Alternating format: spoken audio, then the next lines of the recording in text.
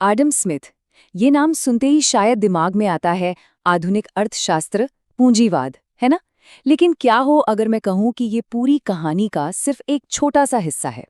असल में Adam Smith की एक ऐसी कहानी भी है जिसके बारे में बहुत कम लोग जानते हैं, और आज हम उनकी उसी बौद्धिक विरासत की परतें खोलने वाले हैं। हाँ बिल्कुल।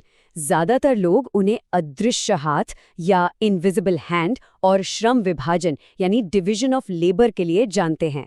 ये वो विचार थे जिन्होंने आधुनिक पूंजीवाद की नींव रखी और इसी वजह से उन्हें अर्थशास्त्र का जनक भी कहा जाता है।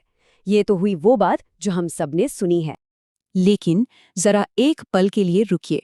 क्या होगा अगर हम ये कहें कि स्मिथ का सबसे महत्वपूर्ण काम पैसे या बाजार के बारे में था ही नहीं, बल्कि नैतिकता के बारे में था? ये एक ऐसा सवाल है जो एडम स्मिथ की हमारी पूरी समझ को सच कहूं तो हिलाकर रख देता है। तो चलिए इसी सवाल की गहराई में उतरते हैं।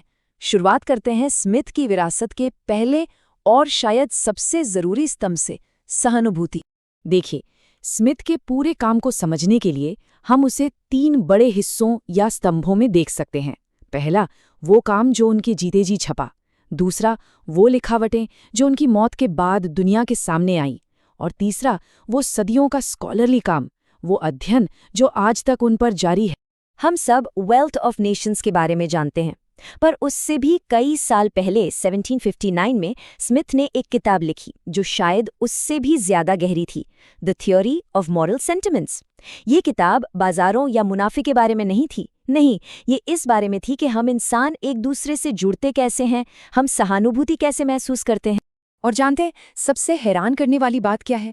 एडम स्मिथ खुद इस किताब को अपना सबसे बेहतरीन काम मानते थे।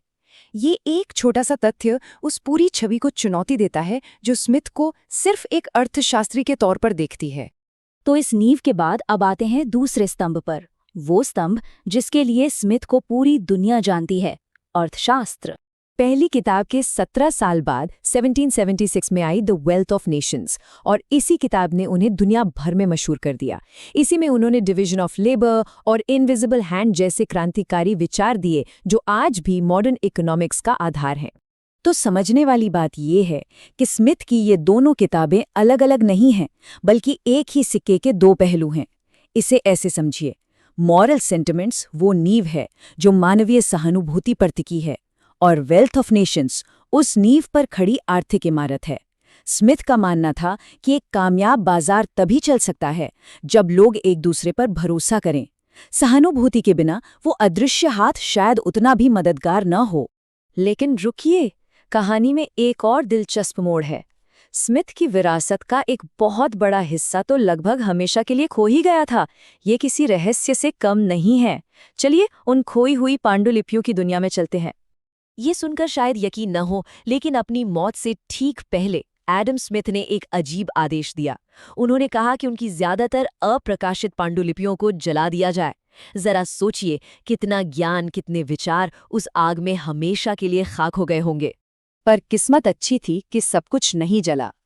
उनकी मौत के 5 साल बाद 1795 में एसेज ऑन फिलोसॉफिकल सब्जेक्ट्स नाम से कुछ लेख छपे, और उसमें एक विषय था खगोल विज्ञान का इतिहास। मतलब अर्थशास्त्र का जनक खगोल विज्ञान के बारे में लिख रहा था। ये दिखाता है कि उनकी जिज्ञासा की कोई सीमा नहीं थी। और ये बौद्धिक जासूसी की कहानी यहीं नहीं रुकी। उनकी मौत के 100 साल से भी ज्यादा गुजर गए और फिर 1896 में 1760 के दशक के उनके कुछ छात्रों के नोट्स मिले। ये थे lectures on jurisprudence. In notes ने उनके कानूनी और राजनीतिक विचारों पर एक बिल्कुल नई रोशनी डाली। और यकीन मानिए, ये खोज 20वीं सदी में भी जारी रही। 1963 तक आते आते लेक्चर्स ऑन रिटोरिक छपे, जिनसे हमें भाषा और कम्युनिकेशन पर स्मिथ के विचारों की झलक मिली। मतलब उनकी मौत के लगभग पौने 200 साल बाद भी हम उन्हें और बेहतर तरीके से जान रहे थे। आखिर में 1976 में द वेल्थ ऑफ नेशंस के ठीक 200 साल बाद द ग्लासगो एडिशन ने उनके सभी ज्ञात कामों को, उनके नोट्स, उनकी चिट्ठियों, सबको एक जगह इकट्ठा किया। और तब जाकर पहली बार दुनिया के पास स्मिथ की पूरी बौद्धिक यात्रा का एक मुकम्मल नक्शा था। तो इन सभी खोजों का आज क्या मतलब निकलता है? चलिए देखते हैं कि ये पूरी तस्वीर आज एडम स्मिथ की विरासत को कैसे एक नया आकार दे रही है। जॉन रे की 1895 की जीवनी से लेकर पॉल सागर के 2022 के काम तक विद्वान लगातार स्मिथ के विचारों को समझने और उनकी फिर से व्याख्या करने में लगे हुए हैं। ये कोई इतिहास का दबा हुआ पन्ना नहीं है, ये एक जीती जागती चलती फिरती बहस है। और ये बहस आज के दौर में 21वीं सदी में और भी ज्यादा जरूरी हो गई है। पॉल सागर की एडम स्मिथ रिकंसिडर्ड जैसी किताबें दिखाती हैं कि उनके विचार आज की दुनिया की चुनौतियों को समझने के लिए कितने काम के हैं। वो सिर्फ इतिहास का एक नाम नहीं है।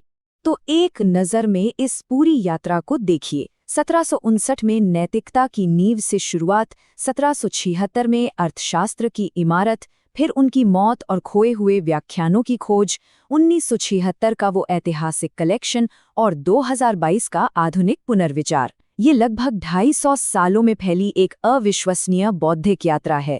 तो आखिर में हम क्या कह सकते हैं? एडम स्मिथ की विरासत सिर्फ अदृश्य हाथ तक ही सीमित नहीं है।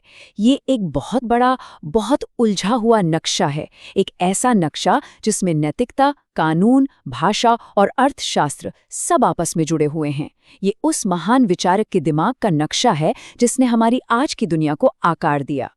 तो अब असली सवाल ये है, जब हमारे पास ये पूरा नक्शा है जो दिखाता है कि बाजार और नैतिकता एक दूसरे से कितने गहरे जुड़े हुए हैं, तो ये हमारे आज के समाज और हमारी अर्थव्यवस्था को देखने के नजरिए को कैसे बदलता है?